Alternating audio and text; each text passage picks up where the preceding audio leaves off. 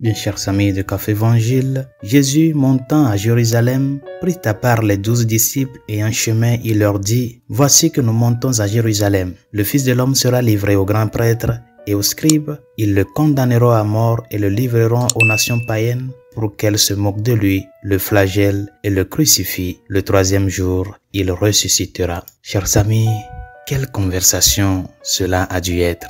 Alors que Jésus se rendait à Jérusalem avec les 12 juste avant la première semaine sainte, il a parlé ouvertement et clairement de ce qu'il attendait à Jérusalem.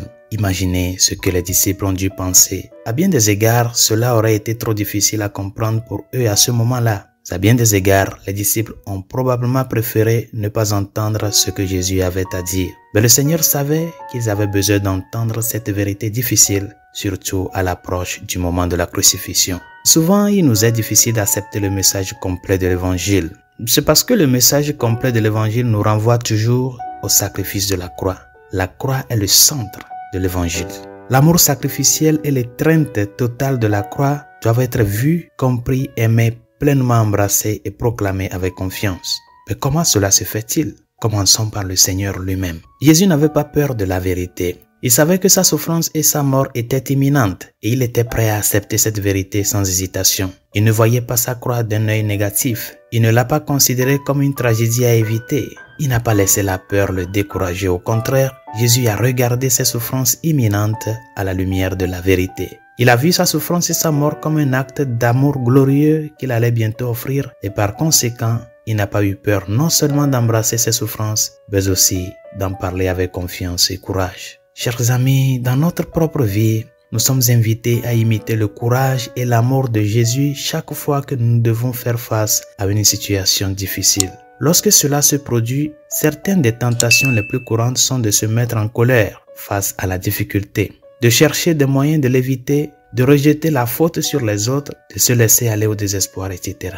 Il existe de nombreux mécanismes d'adaptation qui se mettent en place et par lesquels nous essayons d'éviter les épreuves qui nous attendent. Mais que se passerait-il si nous suivions l'exemple du Seigneur? Et si nous faisions face à toutes les croix qui nous attendent avec amour, courage et volonté? Et si au milieu de chercher un moyen de s'en sortir, nous cherchions un moyen d'y entrer pour ainsi dire? C'est-à-dire que nous cherchions un moyen d'embrasser notre souffrance de manière sacrificielle, sans hésitation, à l'image de Jésus embrassant sa croix. Et chaque croix dans la vie a le potentiel de devenir un instrument de beaucoup de grâce dans notre propre vie et dans la vie des autres. Et c'est pourquoi, chers amis, dans la perspective de la grâce et de l'éternité, les croix doivent être embrassées et non évitées ou maudites. Résolution de ce jour.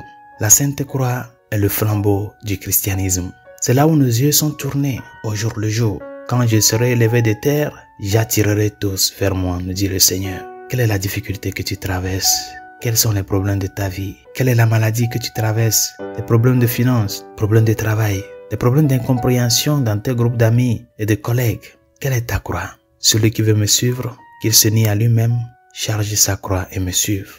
Nous ne sommes pas des masochistes. Le Seigneur ne nous demande pas d'aller chercher des souffrances, mais il nous demande de les porter avec courage, amour et volonté. C'est-à-dire apprendre de lui qui librement et décidément embrasser la croix de la vie pour notre salut.